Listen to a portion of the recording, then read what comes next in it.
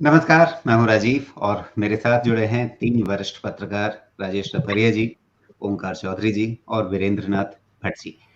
राजेश रपरिया जी वरिष्ठ पत्रकार हैं और अमर उजाला के राष्ट्रीय संपादक रहे हैं। हमारे इस प्लेटफ़ॉर्म देश मंथन के सलाहकार संपादक भी हैं।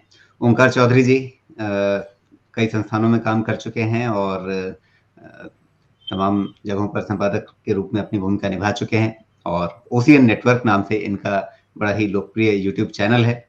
और वीरेंद्रनाथ भट्ट जी वरिष्ठ पत्रकार हैं, लखनऊ से हमारे साथ जुड़ रहे हैं। आप तीनों का बहुत स्वागत है। आज हम बात करने जा रहे हैं लखनऊ में फैले समाजवादी इत्र की। और ये समाजवादी इत्र दरअसल आयकर विभाग के छापों में ऐसा लग रहा है जैसे किसी ने उसकी ड्रम पलट दी हो, तो उसके चलते अब ये चुनाव प्रचार में जो शीशियां बंटने वाली थी समाजवादी इत्र की, उसकी जगह अब हर जगह इन छापों की चर्चा हो रही है। और इस छापे में जिस तरह से बेशुमार नकदी मिली है, कहीं पर 90 करोड़ की बात कही गई, फिर वो बढ़ के 100 करोड़ से ऊपर हो गई, कहीं-कहीं 150 करोड़ रुपए भी कही जा रही है। इतना ज़्यादा नकद पैसा एक ही कमरे में बरामद हुआ है आयकर विभाग के इस छापे में। और यह छापा जो पड़ा है, वो कानपुर में इत्र व्यापारी पीयूष जैन के यहाँ पड़ा है। और मसला सिर्फ ये नहीं है कि वो इत्र व्यापारी हैं, मसला ये है कि उनका संबंध समाजवादी पार्टी से जोड़ा जा रहा है और इसीलिए इन छापों को राजनीति से प्रेरित भी बताया जा रहा है। इससे पहले सीधे समाजवादी पार्टी के कई नेताओं के यहाँ भी छापे पड़े थे, हालांकि वहां पर कोई ऐसी बड़ी बरामदगी नहीं हुई थी, लेकिन पीयूष जैन के यहाँ जो छापे पड़े उसमें बहुत भारी नकदी मिली है। और इस लिहाज से यदि इस छापों की पूरी श्रृंखला को कहें तो पहले ऐसा लग रहा था कि आयकर विभाग को बड़ी शर्मिंदगी उठानी पड़ेगी, क्योंकि जब समाजवादी पार्टी के नेताओं के यहाँ छापे पड़े तो वहां से कुछ हाथ लगा नहीं ऐसा जिसको लेकर के ज्यादा बातचीत हो या ज्यादा चर्चा हो या कहा जाए कि इनके पास बहुत काला धन बरामद हुआ है। लेकिन पीयूष जैन के यहाँ इतनी नकदी बरामद होने के बाद ऐसा लग रहा है कि शायद ये छापे सार्थक हुए हैं। लेकिन सवाल कई सारे और भी हैं कि क्या ये राजनीति से प्रेरित छापे हैं। सबसे पहले वीरेंद्र भट्ट जी, चूंकि आप लखनऊ में बैठे हैं, बिल्कुल ताजा ताजा जानकारियां आपके पास हैं, तो शुरुआत आपसे ही करते हैं। 90 करोड़, 100 करोड़, 150 करोड़, सही सही आंकड़ा क्या मिला है अभी तक जो आपके सूत्र ये या 200 करोड़ से वहाँ ये 200 पत्रकारों को करोड़ से बताया जा ऊपर रहा है, गया वो है। क्या है? ये 200 करोड़ से ऊपर गया है और शाम की खबर ये है कि इनकम जी। टैक्स डिपार्टमेंट को एक कंटेनर ट्रक बुलाना पड़ा। वो इतनी ज्यादा करेंसी थी कि कंटेनर ट्रक में लोड की गई है। और शाम 5 बजे तक जो खबर मिली है वो करीब 160 करोड़ रुपया तो नगद मिला है। तो ठीक है, जब एक व्यापारी है इतना बड़ा और उसके पॉलिटिकल कनेक्शंस हैं और उसके पॉलिटिकल कनेक्शंस वेल नोन हैं, तो जिस पार्टी का नाम आएगा तो वो अपने अपने डिफेंस में, अपने बचाव में कुछ कहेगी। और ये तो स्थायी, ये तो स्टॉक इन ट्रेड है कि साहब पॉलिटिकली मोटिवेटेड है। और समाजवादी पार्टी के अध्यक्ष अखिलेश यादव ने स्वयं कैंपेन को लीड किया। उन्होंने खुद स्वयं ट्वीट किया कि कुछ पत्रकारों को तो बीजेपी कार्यालय से खबर मिलती है और वो हमारा नाम से खबर चला रहे हैं। जबकि अक्टूबर में ही उन्होंने बाकायदे कार्यालय में प्रेस कॉन्फ्रेंस की थी अपने लखनऊ में, और पीयूष जैन वहां मौजूद थे और समाजवादी इत्र लॉन्च किया गया था। और पीयूष जैन ने बड़े विस्तार से बताया था कि ये इत्र कैसे अलग है, हमने क्या क्या किया है, हमने क्या क्या नए इसमें इंग्रेडिएंट मिलाए हैं। तो और यहाँ ये बात अब भी बताना जरूरी है कि 1999, 2004, 2009 3 बार यहाँ से अखिलेश यादव समाजवादी पार्टी के सांसद रहे हैं। जून 2012 में इनकी पत्नी डिम्पल यादव यहाँ से निर्वाचित हुई थी और यूपी के इतिहास में ये एक ऐसा उपचुनाव था लोकसभा की सीट का जहां वो निर्विरोध निर्वाचित हुई थी। हालांकि उसमें कांग्रेस ने कैंडिडेट खड़ा नहीं किया था और बीजेपी ने भी नाटक किया था। बीजेपी ने भी और ये कहा गया था बीजेपी की ओर से कि साहब हमारे कैंडिडेट को वहां पहुंचने नहीं दिया गया। कन्नौज में आपको 3 बजे तक पर्चा फाइल करना है और 9 बजे उनका प्रत्याशी लखनऊ से चलता है और उसको रास्ते में कहीं ना कहीं पुलिस बाधा पहुंचाती है। कानपुर पे, गंगा पुल पे ये सब हुआ। 2014 में भी वो वहां से दोबारा पार्लियामेंट के लिए इलेक्ट हुई। 2019 में ये सीट समाजवादी पार्टी से छिन गई और यहाँ से बीजेपी के सुब्रत पाठक हुए। तो कन्नौज से गहरा संबंध है। और अखिलेश यादव ने मुख्यमंत्री रहते हुए कन्नौज के इस व्यापार के लिए तमाम योजनाएं घोषित की थी, वो उसमें काम भी हुआ था। तो कन्नौज तो अखिलेश आज दिन भर समाजवादी पार्टी की पूरी कोशिश ये रही है कि हमारा इससे कोई संबंध नहीं है, ये तो भारतीय जनता पार्टी व्यापारियों बनियों की पार्टी है, उसका इससे संबंध है, हमारा कोई लेना देना नहीं। अब समाजवादी पार्टी इसको डिसोन कर रही है, लेकिन इतने ज्यादा साक्ष्य और इतने ज्यादा ओवरवेलमिंग एविडेंसेस हैं, आम जन की जानकारी में है, कन्नौज में है, तो इसको डिनाई करना समाजवादी पार्टी के लिए बड़ा मुश्किल हो रहा है। और निश्चित तौर पर ये एक बीजेपी के हाथ एक बड़ा हथियार तो आ ही गया चुनाव को देखते हुए। जी वीरेंद्र जी, एक जानकारी की पुष्टि, जो समाजवादी इत्र जारी किया गया था जिसको खुद अखिलेश यादव जी ने प्रस्तुत किया था, वो इन्हीं पीयूष जैन जी की ओर से बनाया गया था या ये मौजूद थे वहां, ये पार्टी कार्यालय में मौजूद थे, उस प्रेस कॉन्फ्रेंस में, कॉन्फ्रेंस हॉल में ये मौजूद थे। वहां पे सब लोग जानते हैं, इनका चेहरा बहुत जाना पहचाना है। और जो दूसरा जो पान मसाले का मालिक है शिखर जैन, वो भी इन्हीं का, ये एक ही परिवार है। जी बिल्कुल। रपरिया जी, मतलब चंद दिनों के अंदर जो व्यापारी उनके दफ्तर में आकर के समाजवादी इत्र लॉन्च कर रहा था, वो अब पराया हो गया और भाजपा का हो गया, क्योंकि भाजपा बनियों की पार्टी है। इस राजनीतिक उलटबाजी को आप कैसे देखते हैं? सबसे पहले छापे पड़ना व्यापारियों के यहाँ नई बात तो है, करते रहे हैं। और बीजेपी के राजकाल में, खासतौर से मोदी जी के राजकाल में तो ये परंपरा बन गई है कि यहाँ चुनाव होंगे तो अपोजिशन पार्टी के यहाँ छापे पड़ेंगे। अच्छी बात है, चुनाव के बहाने ही छापे पड़े, काला धन तो सामने आ रहा है। लेकिन इसके संग एक बात और भी है कि चुनावों में काला धन और भी तरीके से खर्च होता है। अभी आपने तमाम रैलियां देखी होंगी, उनमें बसें लगती हैं, बीएम लगते हैं, कई लोग अपने आप इंतजाम करते हैं। वो जो पैसा खर्च होता है उसका क्या हिसाब किताब है, ये किसी पार्टी ने दिया आज तक? तो ये तो क्या है कि आपके पास है।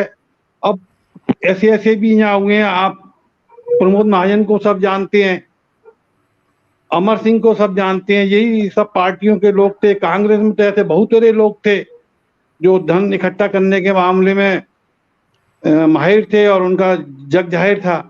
तो जहां चुनाव होंगे, जो पार्टी चुनाव लड़ेगी, वो भ्रष्टाचार से या काले धन से दूर रह पाएगी। जिनने इलेक्शन देखे हैं पास से, वो ये मान ही नहीं सकते कि बिना काले धन के इलेक्शन लड़ा जा सकता है इस देश।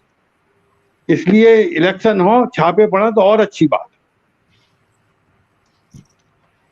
जी बिल्कुल, छापे पड़े अच्छी बात है, लेकिन जो व्यापक प्रश्न आपने उठाया कि काले धन का खर्च बड़े स्तर पर चुनावों में होता है और ये सभी पार्टियां करती हैं, और जो बड़ी पार्टियां हैं वो ज़्यादा खर्च करती हैं, ये तो एक वास्तविकता है। और साथ में यदि एक टारगेटेड तरीके से एक ही दल के नेता पर या नेताओं पर और उस दल से संबंध रखने वाले व्यापारियों पर छापे पड़े, तो क्या इसे राजनीति से प्रेरित छापे नहीं कहा जाएगा? चौधरी साहब, अब ठीक है कि किसी के यहाँ काला धन है, उसके यहाँ छापे पड़े हैं, तो कोई ये नहीं कह सकता कि भाई उसके यहाँ छापे नहीं पड़ने चाहिए। लेकिन जो दूसरे इसके साथ जुड़े हुए प्रश्न हैं कि भाई छापा जो पड़ा है या छापों की पूरी श्रृंखला है, उसमें सिर्फ एक ही दल निशाने पर क्यों है? सवाल तो निश्चित रूप से खड़ा होगा, और जो राजेश जी कह रहे हैं वो निर्मूल नहीं है, तथ्य है उसमें।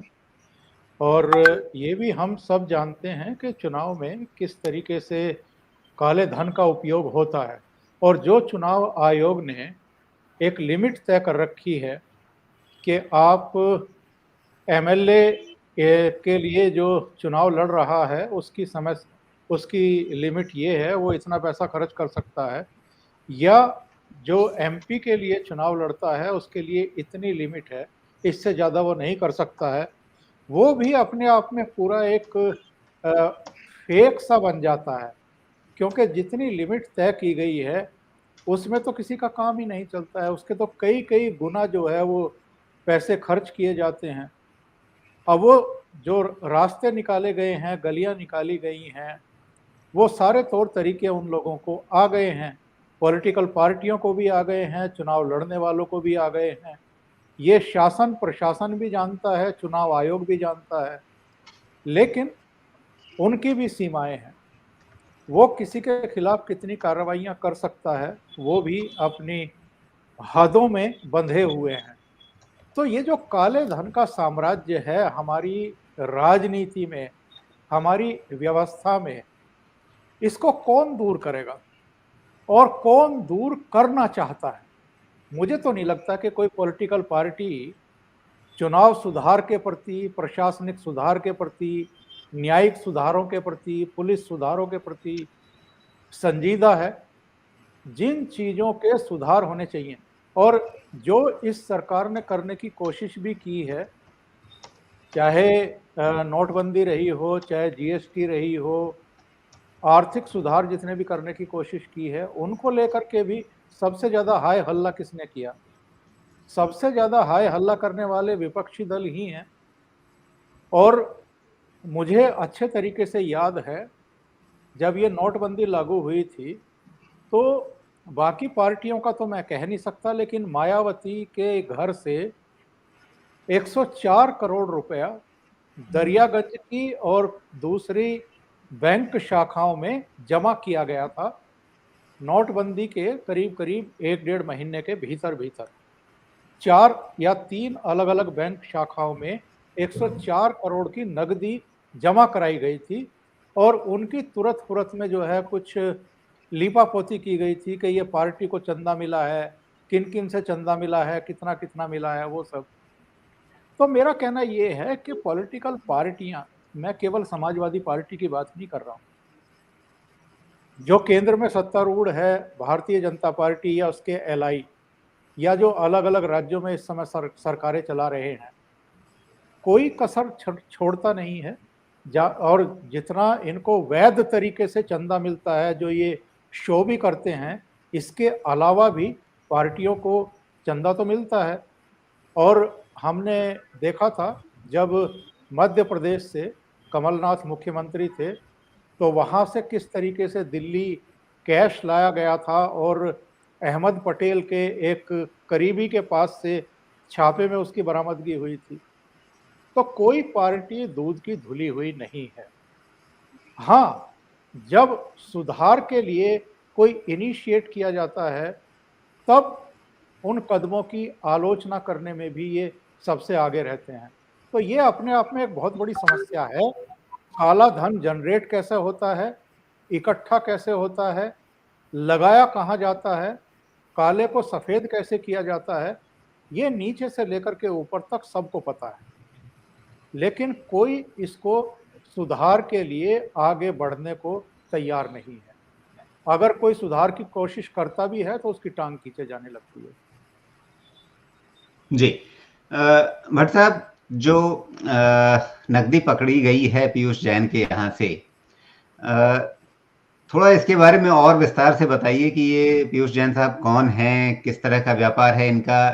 200 करोड़ रुपए की यदि नकदी ही इनके यहाँ से मिली है तो फिर मतलब इनका कुल व्यापार असल में कितना है और क्या उतने बड़े व्यापारी के रूप में जाने जाते हैं? इनका आशंका ये व्यक्त की जा रही है कि इनका व्यापार तो जो है ये स्पष्ट नहीं हुआ अभी तक कि इसमें कितना पैसा शिखर जैन का है और कितना पैसा जो पान मसाले वाले मालिक हैं और कितना इसमें उसका है पीयूष जैन का।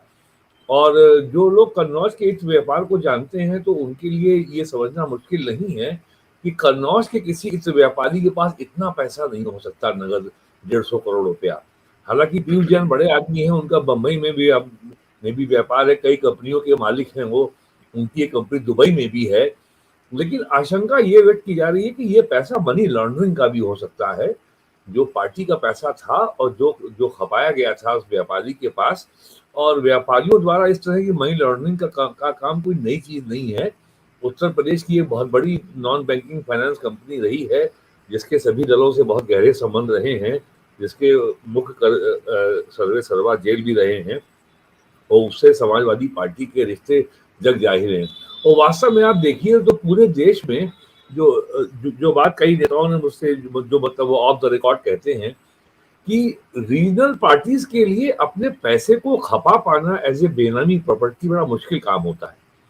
और जो क्योंकि वो लंबे समय तक सत्ता में रह नहीं पाती, और लंबे समय तक आप अगर सत्ता में नहीं रहेंगे तो बेनामी संपत्ति पे कंट्रोल बनाए रखना मुश्किल काम होता है।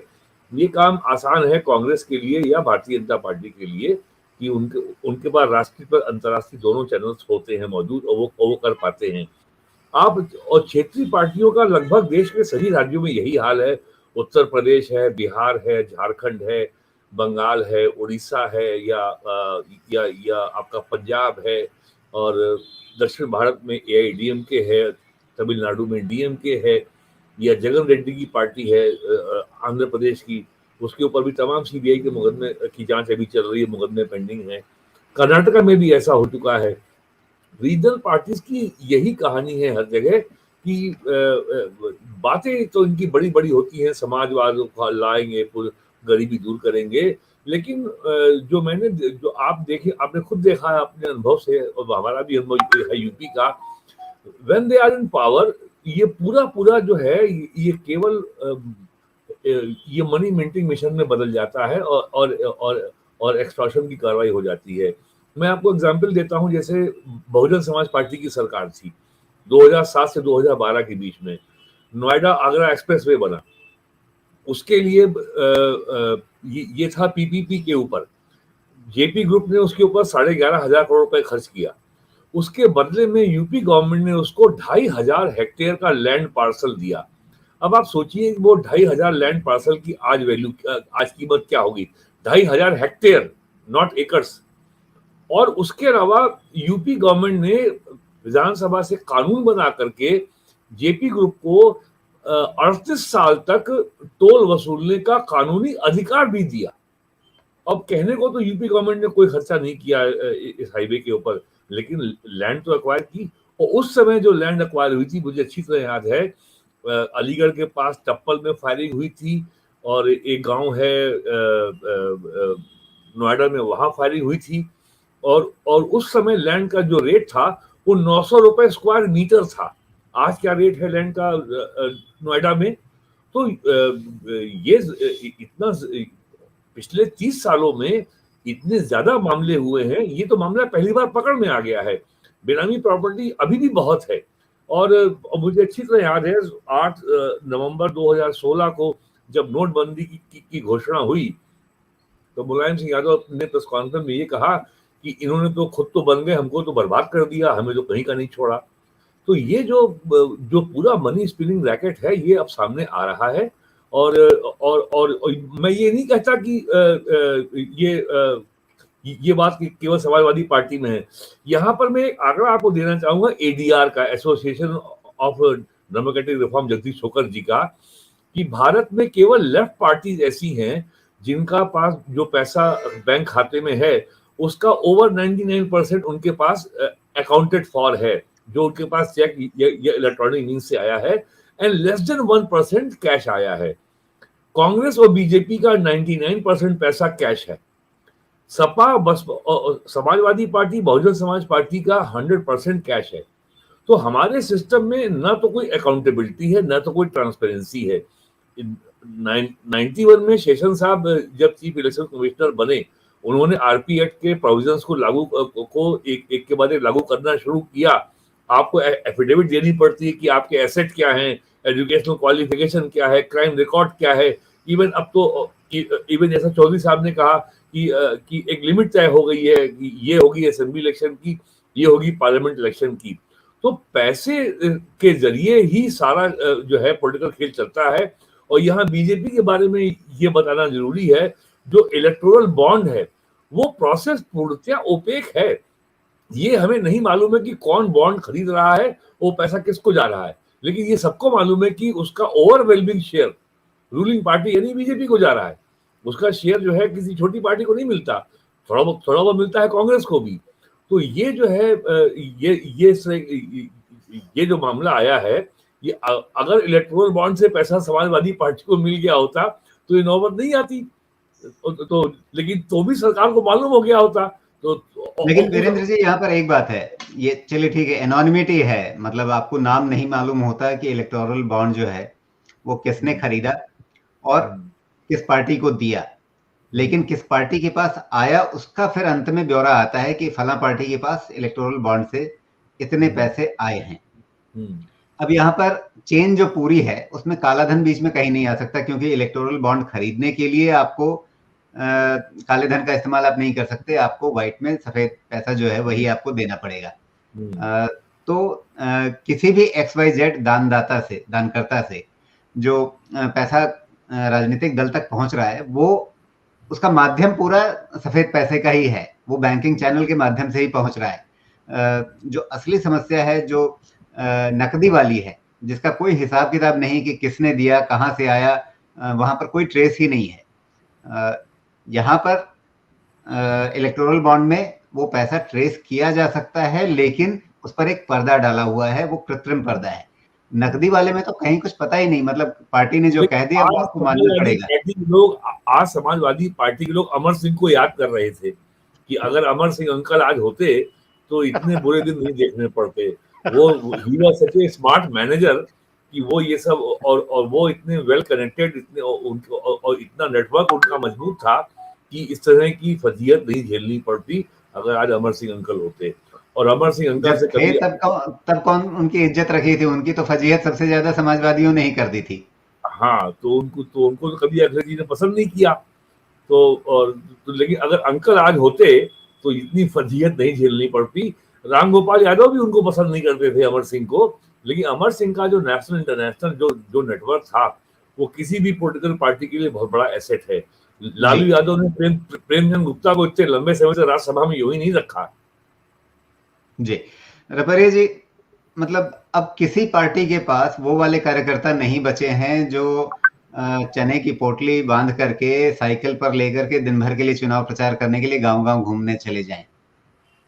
हर किसी को कार्यकर्ता चाहिए, चुनावी मन चाहिए, बड़ा लाव लश्कर चाहिए, गाड़ियों का रेला चाहिए, गाड़ियों में तेल भरवाने का पैसा चाहिए, हर तरह से जितने तरह से खर्च होता है वो सबको पता है। तो ये हर पार्टी को करना पड़ता है। मतलब अगर कोई पार्टी चाहे कि भाई हम बिना इन सब चीज़ों पर खर्च किए चुनाव लड़ लेंगे अच्छे तरीके से, तो न शायद आज वो भाजपा के पास संभव होगा, न किसी और दल के पास संभव होगा, जबकि भाजपा के पास आज भी संगठनात्मक आधार बहुत मजबूत है। लेकिन फिर भी यदि आज भाजपा सोच ले कि नहीं हमें बिना पैसे के ही चुनाव लड़ना है, तो क्या आज की तारीख में वो संभव रह जाएगा? देखिए, जहां तक चुनावों में पैसा खर्च करने की बात है, पहले बहुत सी पार्टियां थी जिनके कार्यकर्ता चने खा के काम किया करते। बचे, किसके पास बचे? उसने काफी दिनों तक, बल्कि मैं कहूँगा 2014 तक बीजेपी में भी ऐसे बहुत कार्यकर्ता थे जो बहुत लगन से, ईमानदारी से, कर्मठता से काम करते थे। लेकिन मुझे कहने में कोई हिचक नहीं है, मोदी और शाह के युग में वो परंपरा खत्म। आज की स्थिति ये है कि बीजेपी को भी कार्यकर्ता वो पसंद हैं जो पैसे लेकर काम करते हैं। और मेरा जहाँ तक अनुभव है इलेक्शन का कि पर बूथ इलेक्शन वाले दिन ही जो खर्चे होते हैं वो 5 लाख पर बूथ आता है। लाना है, ले जाना है, खाना खिलाना है, बोतल निकाल के लाना है, इत्यादि इत्यादि। दूसरी बात जो आपने अभी इलेक्शन बॉन्ड की भाई जो उसमें पैसा लगा देते उनके यहाँ छापे नहीं पड़ते। क्यों छुपाया गया इस बात को? इसका कोई रीजन होगा। कांग्रेस और बीजेपी ने मिलकर यह षड्यंत्र रचा था। मुद्दा यह कि दोनों की समझदारी टूट गई। इसमें एक क्लॉज ऐसा था जो पिछले दिनों से लागू किया गया कि विदेशों से जो धन आएगा उसकी जांच नहीं की जाएगी, ना बताया जाए। और किस पे आया था धन? एक तो बीजेपी के पास आया था और एक कांग्रेस के पास आया था। जिन लोगों से आया था वो भी सब जानते हैं, वो सब भगोड़े साबित हुए। तो ये जो इलेक्शन बॉन्ड वाला जो किस्सा है ये अपने आप में इतना पवित्र है, और यदि ये पैसा दे देते तो उनके यहाँ छापे नहीं पड़ते। यही जैन साहब यदि इलेक्शन बॉन्ड में पैसा खरीद के बीजेपी को दे देते थे तो छापे नहीं पड़ा। मेरा सीधा सीधा आरोप यह है कि इलेक्शन बॉन्ड कोई बहुत पारदर्शी प्रक्रिया नहीं है, और आपने नंबर 1 में दिए और उसमें छापे नहीं मारे। 10 रुपए दे के आपने 100 रुपए बरी करा लिए। लेकिन एक दूसरी बात रपरे सर कि यदि आप इलेक्टोरल बॉन्ड को पारदर्शी कर देंगे कि भाई जिसने चंदा दिया सबका नाम सार्वजनिक हो जाए, तो फिर वैसे में बहुत सारे उद्योगपति जो हैं वो फिर शायद हिचकेंगे इस बात को लेकर के कि वो इलेक्टोरल बॉन्ड खरीद करके किसी पार्टी को चंदा दें, क्योंकि फिर उन्हें लगेगा कि हर पार्टी फिर उनसे उतने ही पैसे मांगने लगेगी।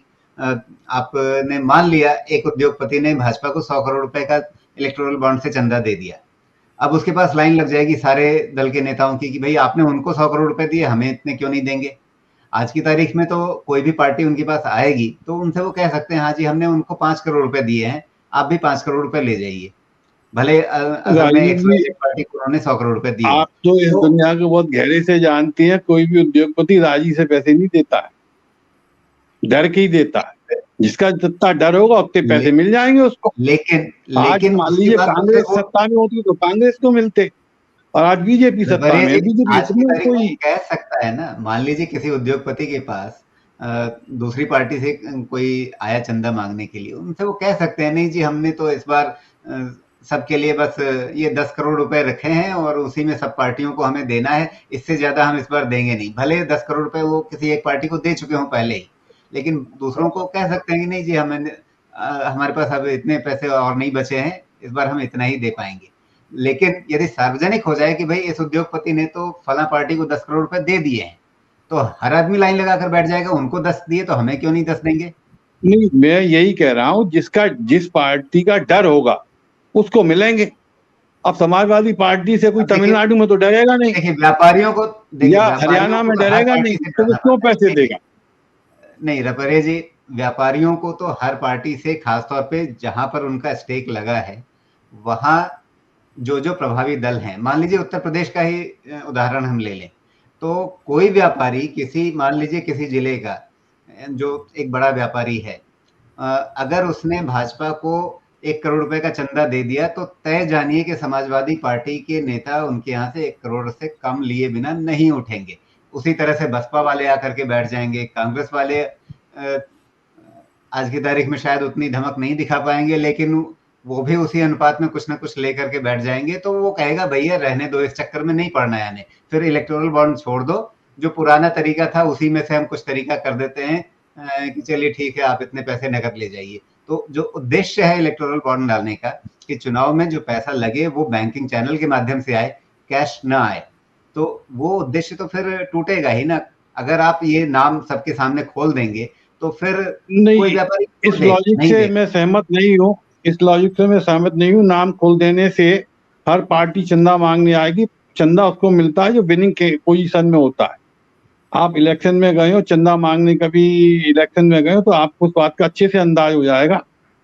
क्योंकि मैं अपने एक संपादक जी हमारे थे, उनने इलेक्शन लड़े 2 बार, मैं उसका हिस्सा रहा हूँ, मुझे मालूम है चंदे कैसे मिलते हैं, क्यों दिए जाते हैं, कितने दिए जाते हैं। ऐसा नहीं हर एक कोई आएगा, एक निर्दलीय चला गया वो भी क्या कहा आपने तो 10 करोड़ रुपए में जमा दिए, मेरे को भी 10 करोड़ दे दो। तो चंदा हमेशा डर के कारण दिया जाता है। कोई भी अगर मुख्तार अंसारी होगा या अतीक अहमद होगा तब क्या होगा रपरिया सर? क्या वो निर्दलीय अगर मुख्तार अंसारी या अतीक अहमद होगा तब क्या होगा?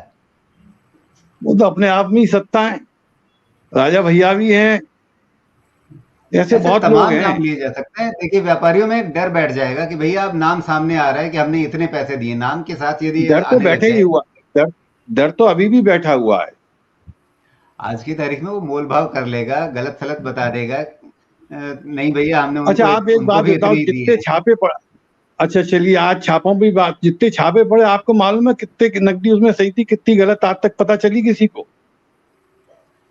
ये गुटके वालों के पहली बार छापे में पड़े हैं, MP में पड़े हैं, गुजरात में पड़े हैं, और करोड़ों में नकदी लिख ली है वहां पे भी, क्योंकि इनका कैश का बिजनेस है। जितना गुटके वालों के यहाँ कैश मिलेगा तो आपको किसी बिजनेस में नहीं मिलेगा, ये बहुत पुरानी बात हो चुकी। लेकिन इसमें किसी ने बताया जी, ओंकार चौधरी जी, जो बात मैं एक बात यहाँ जोड़ना चाहूंगा, उत्तर प्रदेश में और उसके अलावा बिहार में पिछले 30 सालों में खासकर मंडल लागू होने के बाद जो कास्ट बेस्ड आइडेंटिटी पॉलिटिक्स हुई है, इसमें जो है अयोध्या की राजनीति भी शामिल है, मंदिर की राजनीति भी शामिल है। तो जब आप जाति के सम्मान की बात करते हैं, लालू यादव चरवाहा स्कूल बनाते थे, यादवों के सम्मान की बात करते थे, तो जब एक आइडेंटिटी पॉलिटिक्स जो होती है वो इमोटिव पॉलिटिक्स भी होती है। फिर उसके बाद और जब वो अपने चरम पे है, लोग बड़े पैशनेट हैं और उसका सिक्का चल रहा है, तब कोई ये नहीं पूछता कि नेता हमारा कर क्या रहा, जवाबदेही कोई नहीं पूछता। वो बल्कि खुश होता है कि नेता का हमारे जलवा है, देखो उसको, उसके काफिले में 15 स्कॉर्पियो चल रही हैं। ये मैंने देखा है। और एक प्रोफेसर एम एन श्रीनिवास थे, इस देश के बहुत नामी गिरामी समाजशास्त्री हुए हैं, कि लड़ाई ब्राह्मण के खिलाफ नहीं है, लड़ाई ब्राह्मण बनने की है। हर व्यक्ति सामंती बनना चाहता है, हर व्यक्ति चाहता है कि उसका भी जलवा हो, बंदूक हो, लाठी हो, जीप हो। बिहार में एक जमाने में कहा जाता था कि साहब ये बैंक ब्लॉक थाना सिंड्रोम है, ये जो है सबाल्टर्न लेवल पे जो पावर स्ट्रक्चर है, जहां पे कभी ब्राह्मण ठाकुर भूमिहारों का कब्जा था, वहां पे कब्जा अब यादवों ने कर लिया। अब उनके पास जलवा है, गले में आधा किलो सोने की चेन है, और यूपी में जो न्यू इलीट पैदा हुआ है, जो नवधराढ़ वर्ग पैदा हुआ है पिछले 30 साल में, उसकी पहचान है सफेद जूता, सफेद पैंट, सफेद शर्ट और गले में आधा किलो की चेन। ये यूपी में परंपरा पैदा हुई है। और मैं एक बात और आपको बताऊं, आज जितेंद्र प्रसाद जी, स्वर्गीय जितेंद्र प्रसाद जी, जो शाहजहांपुर के हैं, जिनके सपुत्र बीजेपी सरकार में मंत्री हैं, 92 में एक बार, या अक्टूबर 91 में तिलहर में बाई इलेक्शन हुआ शाहजहांपुर में। जितेंद्र प्रसाद जी भी उसमें गए थे और एनडी तिवारी भी थे, मैं भी उसके रैली कवरेज में गया था। तो वहां बहुत लोग ट्रैक्टर लेके आए थे, और उस समय मोटरसाइकिल राजदूत और बुलेट हुआ करती थी। तो मैंने उनसे पूछा कि ये इतने लोग जो अपना ट्रैक्टर में अपना तेल डला के डीजल आए हैं, क्या आपकी पार्टी ने पे किया इनको, ये पैसा कहाँ से पाते हैं? तो बोले साहब आप ही का पैसा है ये। वो इतने कैटेगोरिकली उन्होंने कहा कि ये सब जनता का पैसा है। जो डेवलपमेंट का पैसा जाता है वो ये जो रूरल एलीट है, ये बैंक ब्लॉक थाना तहसील, ये इसी पे सर्वाइव करता है। तो ये पूरा जो हमारा पॉलिटिकल जो नेटवर्क है, जो right from gram panchayat level and up to top Delhi, वो चलता कहाँ से है? वो इसी पैसे से चलता है। बिल्कुल, वो एक इकोसिस्टम जो है उस पर हम लोग लेकिन कभी विस्तार से बात करेंगे। मोदी फिलहाल ने एक प्रॉब्लम पैदा कर दी है, ये जो जी। डीबीटी आ गया है यूपी में, पिछले 4 साल में 3 लाख करोड़ रुपया डीबीटी के माध्यम से 26 विभागों की 134 योजनाओं का अभी पैसा वही लड़ाई चल रही है, डीबीटी हावी रहेगा या पुराना इकोसिस्टम हावी रहेगा। लेकिन फिलहाल ओमकार जी, जो बात अभी चल रही थी इलेक्टोरल बॉन्ड पर, क्या वो समाधान है?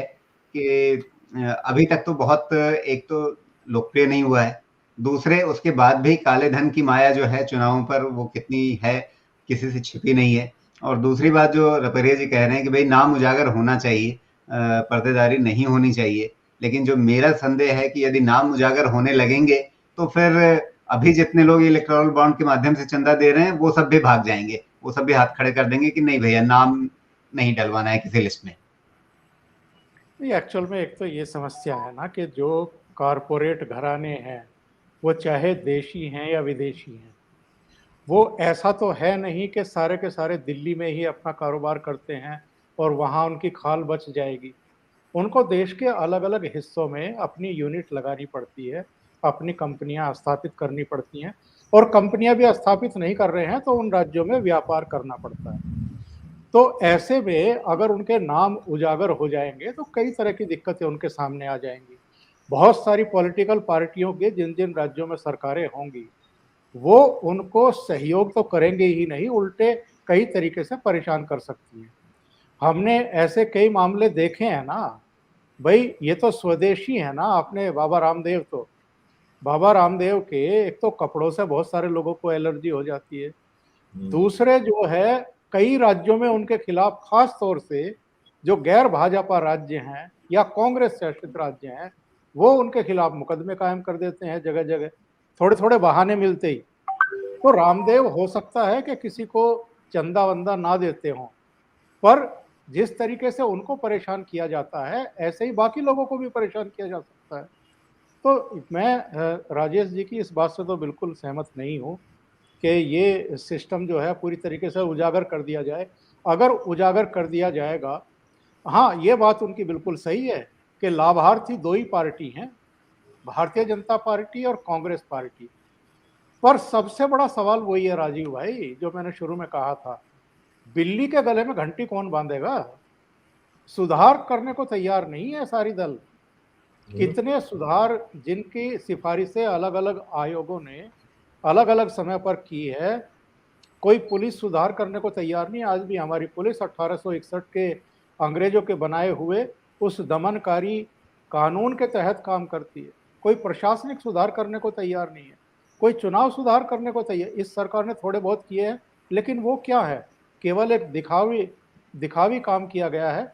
कोई बुनियादी सुधार किए गए हों और जो हमारी सबकी देखते हुए आंखों सब जानते हैं कि ये घपला हो रहा है, ये गड़बड़ी हो रही है, लिमिट से ज़्यादा पैसा खर्च हो रहा है, तो फिर काहे के सुधार हैं। दूसरी बात ये है कि चुनाव सुधार हों या दूसरे सुधार हों, जब तक जो आम आदमी है उसको नहीं जोड़ा जाएगा सारी चीज़ों को, और जो अंतिम व्यक्ति खड़ा हुआ है उसको इन सुधारों से कितना लाभ मिल सकता है ये ध्यान नहीं रखा जाएगा, तब तक किसी सुधार का कोई मतलब नहीं है। एक और बात मैं आखिर में कहूँगा कि आज की तारीख में तो हालत ये हो गई है कि कोई गरीब आदमी अगर ये सोचे कि मैं चुनाव लड़कर के विधानसभा पहुंच सकता हूं, विधानसभा या पार्लियामेंट तो छोड़ दीजिए, मैं ग्राम सभा का भी चुनाव लड़ सकता हूं, सभा भी नहीं पहुंच सकता। सही कह रहे हैं आप। ये संभव ही नहीं है आज की तारीख में। तो ये जो सिस्टम है ये इतना खराब हो चुका है, ये मतलब लोकतंत्र विरोधी ही है ये पूरा सिस्टम। तो सवाल सबसे बड़ा वही है कि इसको सुधारेगा कौन? सुधारने की इच्छा शक्ति कहाँ है? किसी में नहीं है। हल्ला सब मचाएंगे, लेकिन जब सुधारने की बात आएगी तो सारे के सारे जो हैं दाएं बाएं हो जाएंगे। जी वीरेंद्र जी, अभी लखनऊ में क्या चर्चाएं हैं? क्या इन छापों के बाद, मतलब जो आरोप है कि चुनाव को प्रभावित करने के लिए छापे डाले गए हैं, तो क्या वाकई कुछ लोगों को लग रहा है कि भाई सपा का चुनाव अभियान इससे बेपटरी हो जाएगा, पटरी से उतर जाएगा, या ये सब छापे चलते रहेंगे और चुनाव अपनी तरह से चलता रहेगा? देखिए, जो जो जो जो बात दबे जबान से कही जा रही है कि पिछले 4.5 सालों में जो क्रैकडाउन हुआ है यहाँ पे ऑर्गेनाइज क्राइम के ऊपर, और जिसका जिक्र अभी मोदी जी ने शाहजहांपुर में किया, मेरठ के सोतीगंज बाजार का, हाजी नईम गल्ला का, तो वहाँ पे जो पूरे एनसीआर रीजन में जो गाड़ियाँ चोरी होती थी वो आधे घंटे में कट के स्पेयर पार्ट बिक जाते थे। तो और जिस तरीके से जो पॉलिटिकल जो फाइनेंशियल लाइफ लाइन है उसका कुछ पार्टियों के ऊपर, कुछ पार्टियों की फाइनेंशियल लाइफ लाइन, जो पाइपलाइन या जो उनकी प्राणवायु थी उस पर बड़ा असर पड़ा था इसका। बहुत बड़ी संख्या में अवैध कटान बंद हुई और तमाम जो बिना किसी रिक्वायर्ड अप्रूवल्स के जो स्लॉटर हाउस चल रहे थे वो बंद हुए। यूपी से बड़े पैमाने पर गायों की स्मगलिंग बंद हुई, कटान बंद हुई। और अब ये जो हुआ है, जो घटना जैन भाइयों के ऊपर, इसका निश्चित तौर पर जो फाइनेंशियल लाइफलाइन सपोर्ट है समाजवादी पार्टी का, इस पे इसका असर पड़ेगा। ये बात सब दबी जबान से कहते हैं, ऑफ द रिकॉर्ड कहते हैं, और सिस्टम में लोग सब जानते हैं। और जैसे वो जो कहा है गोपाल दास नीरज ने कि ये खून किसने किया है सभी को है मालूम, मगर देखना है इल्जाम किसके सर आए। तो सबको सब कुछ मालूम है, और अब ये देखा है कि ब्लैक एंड व्हाइट में तो कोई बोलता नहीं है, तो सबको सब कुछ मालूम है। आपको भी मालूम है, रपड़िया साहब को भी मालूम है। रपड़िया साहब तो जो है कारोबार के संपादक भी रह चुके हैं, मैं तो दिल्ली में वो दौर जानता हूँ उनका। तो इसलिए ये चीजें अब पकड़ में आ गई हैं, और इसमें पॉलिटिकल मोटिव एट्रीब्यूट करना, जैसे कहा रपड़िया जी ने कि भाई चलो किसी बहाने छापे तो पड़े, कुछ काला धन बाहर तो आया, तो ये पॉलिटिकल कॉन्ट्रडिक्शन के चलते ही ये सब बाहर आएगा। ऐसा नहीं है कि कोई सरकार एक आए, कोई जो है धर्मात्मा सरकार बन जाएगी कि आज हमें सब कुछ साफ कर देना है, ऐसा कभी नहीं होगा। हाँ, जो इंस्टीट्यूशनल मेजर्स हैं, अगर कल को आप ये नियम ले आते हैं कि शहरों में जितनी अचल संपत्ति है उसको आधार कार्ड से लिंक किया जाएगा, तो जितने लोग लखनऊ के पॉश इलाकों में 15-15 प्लॉट लिए बैठे हैं उनको परेशानी होगी। या तो वो अपने ITR में सबमिट करें, उसको मेंशन करें और टैक्स पे करें, वरना वो प्रॉपर्टी झगड़े में फंसने वाली है, और ये 2 साल में होने वाला है। तो जी ये बिल्कुल, किसी दिन हो जाएगा ये, और उस दिन बहुत सारे लोग बेचैन हो जाएंगे, एक बड़ा इकोसिस्टम उससे हिल जाएगा। लेकिन रपरे जी, जो बात अभी कह रहे हैं वीरेंद्र जी, मतलब या उससे पहले ओंकार जी ने जिक्र किया कि अगर कुछ पार्टियों की सारी इकोनॉमी इस बात पे चलती है कि वो कुछ माफियाओं को संरक्षण देते रहें, चोरी की गाड़ियां उठाने वाले कबाड़ियों को संरक्षण देते रहें, स्लॉटर हाउस जो अवैध कत्ल खाने हैं, बुचड़ खाने हैं, वो उनके संरक्षण में चलते रहें, इसी तरह से तमाम जो अलग अलग छोटे बड़े माफिया हैं उनको संरक्षण देते रहें, और उससे उनकी राजनीतिक सत्ता बनी रहे, उनकी गाड़ी चलती रहे, उनके पास धन का स्रोत बना रहे, और उससे उनकी राजनीति चलती रहे, तो क्या इन सब चीजों पर आक्रमण करना जो है वो गलत है? नहीं, बात बिल्कुल सही है, लेकिन एक ऐसी छवि बननी चाहिए जिससे ये विश्वास हो कि ये ईमानदारी से किए जा रहे हैं। उन्नाव क्यों छोड़ देते हैं आप, हाथरस क्यों छोड़ देते हैं? जब आप कानून व्यवस्था की बात करते हैं तो इन दोनों को क्यों आप जानबूझ के भूल जाते हैं? दूसरा एक बड़ा मजेदार किस्सा सुनाता हूं, कौन हाथ रखेगा, जो सब जिक्र कर रहे हैं कौन सुधार करे। बीपी सिंह ने रिलायंस पे हाथ डाल दिया था, 4 दिन में गवर्नमेंट चली गई।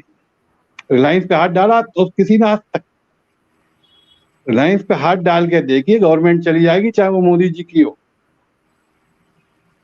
इसलिए किसका कितना प्रभाव है और बॉन्ड का क्या खेल है, ये इसी से समझा जा सकता है।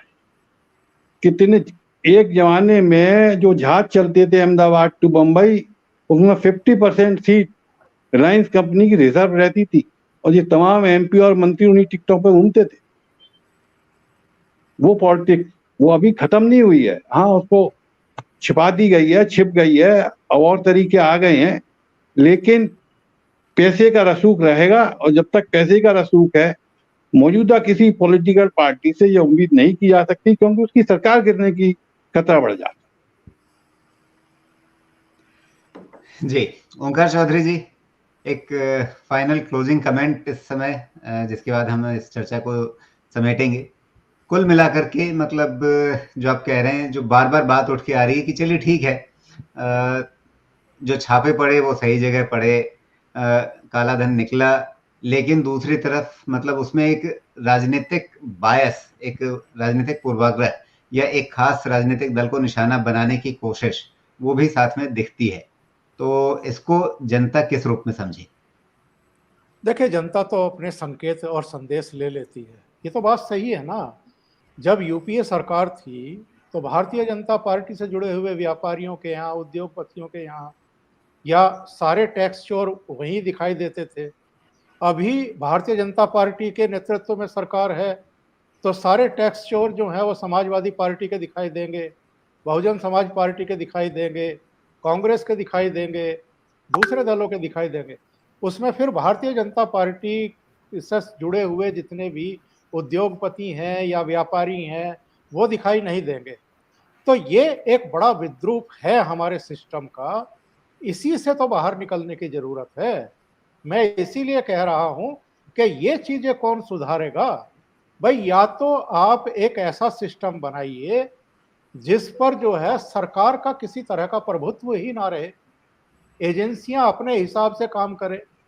वो चाहे सुप्रीम कोर्ट के तहत बना दीजिए या किसी और चीज के तहत, या आप पार्लियामेंट के तहत बना दीजिए, कोई ऐसा सिस्टम तो बनाना पड़ेगा। लेकिन क्या वो बनाने के लिए भी तैयार होंगी पॉलिटिकल पार्टियां या नेता? क्या कांग्रेस तैयार होगी? क्या भारतीय जनता पार्टी तैयार होगी? जो राष्ट्रीय दल हैं उन्हीं की चर्चा हम अगर कर लें तो क्या वो तैयार होंगी? या जो रीजनल फोर्सेस हैं, जो मतलब कोई जेपी के पेट से निकला था, कोई किसी के पेट से निकला था, जिसका जिक्र अभी वीरेंद्र नाथ भट्ट जी ने भी किया है कि ये लोग देखो किस संघर्ष से उपजे थे और कितना संघर्ष करके यहां तक आए थे। लेकिन जब ऊपर पहुंचे, जब सत्ता में आए, तब इनको लगा कि बेटा अगर चुनाव लड़ना है तो फिर जेपी जैसे रह करके चुनाव नहीं लड़ सकते, क्योंकि बहुत बड़े बड़े जो है सामने ऐसे लोग खड़े हुए हैं, ऐसी पार्टियां खड़ी हुई हैं जो आपको खा जाएंगी। तो फिर उन्होंने भी वही तौर तरीके अपनाने शुरू कर दिए। गलती यहाँ ये हो गई कि वो तो खेले खाए खिलाड़ी थे, उनको तो पता था कि कैसे हजम होता है, कैसे छिपाया जाता है, इनको पता नहीं था, तो ये मारे गए। इसलिए लालू जी जेल भुगत रहे हैं, या ओम प्रकाश चौटाला जो है वो जेल भुगत करके आए हैं। अंतर बस यही है, बाकी तो कोई दूध का धुला नहीं है। आज की पॉलिटिक्स में सब जानते हैं, तौर तरीके भी जानते हैं, पर सुधार करने को कोई तैयार नहीं है। पावर हाथ से छिन जाए इसके लिए भी कोई तैयार नहीं। जी, बहुत बहुत धन्यवाद। अरे राजीव जी, एक बात मुझे याद दिलाना चाहूंगा, सहारा की डायरी में किस किस के नाम लिखे थे, क्या हुआ उनका? सहारा की डायरी में नाम याद है किस किस के थे? छापे पड़े थे, डायरी लिख ली थी, नाम लिख लेते, रकम भी पड़ी हुई थी, कोई जांच नहीं हुई, सब पार्टी के लोग थे उसमें। तो सब सही कह रहे हैं ओंकार जी, भाई बिल्ली के गले में घंटी कौन मारेगा? जी, ये ताकत तो अंततः जनता के ही हाथ में है, इस जनतंत्र में। तो अब वो दिन कब आएगा जब बिल्ली के गले में घंटी बंधेगी, इसका इंतजार करना पड़ेगा। फिलहाल अभी बहुत सारे व्यापक प्रश्नों के बीच हमारे इस चर्चा में मोटी बात यही निकल के आ रही है कि हाँ ठीक है, अब ये जो छापे पड़े हैं इससे सपा के चुनावी अभियान को थोड़ा सा झटका तो जरूर लगा है। फिलहाल अभी इस बातचीत को यहीं समेटते हैं। आप तीनों मेहमानों का बहुत बहुत धन्यवाद। नमस्कार। बहुत बहुत धन्यवाद सर। नमस्ते।